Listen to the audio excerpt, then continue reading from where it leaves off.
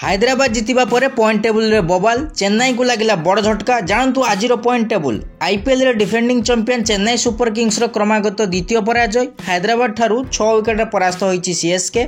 ପ୍ରଥମେ ବ୍ୟାଟିଂ କରି Chennai team 5 wicket ହରାଇ 165 ରନ୍ କରିଥିଲା। ଶିବମ ଦୁବେ 24 ବଲ୍ରୁ 45 ରନ୍ କରିଥିଲେ। ଜାଡେଜା 31 ରନ୍, ରାହାଣେ 35 ରନ୍ର ଇନିଂସ ଖେଳିଥିଲେ।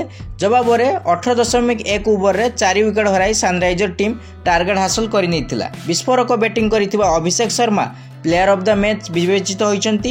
12ଟି ବଲ୍ରୁ 4ଟି ଛକା, 3ଟି ଚୌକା ବଳରେ 37 ରନ୍ କରିଥିଲେ ଅଭିଷେକ। ସେହିପରି ମ୍ୟାକ୍ରମ୍ 36ଟି ବଲ୍ରୁ 50 ରନ୍ର ପାଳି ଖେଳିଥିଲେ। ପୂର୍ବରୁ ଦିଲ୍ଲୀଠାରୁ ହାରିଥିଲା ଚେନ୍ନାଇ ଟିମ୍। ଚେନ୍ନାଇର ଏହି ପରାଜୟ ସହିତ ପଏଣ୍ଟ ଟେବୁଲରେ ଅଦଳବଦଳ ଦେଖାଦେଇଛି। ମୁମ୍ବାଇ ବର୍ତ୍ତମାନ ସୁଦ୍ଧା 3ଟି ମ୍ୟାଚ୍ ଖେଳି 3ଟିରେ ପରାସ୍ତ ହୋଇ କୌଣସି ପଏଣ୍ଟ ନ ପାଇ ଶେଷରେ ରହିଛି ପଏଣ୍ଟ ଟେବୁଲରେ। ସେହିପରି ଦିଲ୍ଲୀ କ୍ୟାପିଟାଲ 4ଟି ମ୍ୟାଚ୍ରୁ ଗୋଟିଏରେ ବିଜୟୀ, 3ଟି ପରାଜୟ ସହିତ ମାତ୍ର 2 ପଏଣ୍ଟ ପାଇ ପଏଣ୍ଟ ଟେବୁଲର ନବମ ସ୍ଥାନରେ ରହିଅଛି।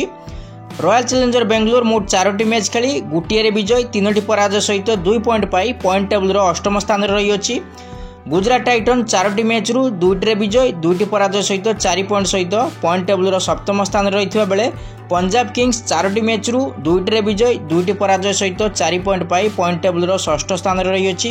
ସନରାଇଜର ହାଇଦ୍ରାବାଦ 4ଟି ମ୍ୟାଚ୍ରୁ 2ଟିରେ ବିଜୟୀ, 2ଟି ପରାଜୟ ସହିତ 4 ପଏଣ୍ଟ ସହିତ ପଏଣ୍ଟ ଟେବୁଲର ପଞ୍ଚମ ସ୍ଥାନରେ ରହିଅଛି।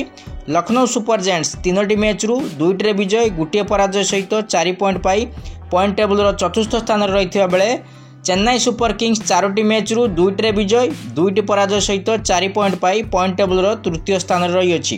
ସେହିପରି ରାଜସ୍ଥାନ ରୟାଲ 3ଟି ମ୍ୟାଚ୍ରୁ 3ଟିରେ ବିଜୟୀ, 6 ପଏଣ୍ଟ ପାଇ ପଏଣ୍ଟ ଟେବୁଲର ଦ୍ୱିତୀୟ ସ୍ଥାନରେ ରହିଥିବା ବେଳେ କୋଲକାତା ନାଇଟ୍ ରାଇଡର୍ସ 3ଟି ମ୍ୟାଚ୍ରୁ 3ଟିରେ ବିଜୟୀ, 6 ପଏଣ୍ଟ ପାଇ ପଏଣ୍ଟ ଟେବୁଲର 1 ନମ୍ବର ସ୍ଥାନରେ ରହିଅଛି। ତେବେ ଆଇପିଏଲ୍ 2024ରେ ଆଜିର ମ୍ୟାଚ୍ 19ତମ ମ୍ୟାଚ୍ ଖେଳାଯିବ, ଯାହା ମୁହାଁମୁହିଁ ହେବେ ରାଜସ୍ଥାନ ରୟାଲ୍ସ ଏବଂ ରୟାଲ ଚ୍ୟାଲେଞ୍ଜର ବେଙ୍ଗଲୋର। ରାତି 8ଟାରେ ଖେଳାଯିବ ଏହି ମ୍ୟାଚ୍।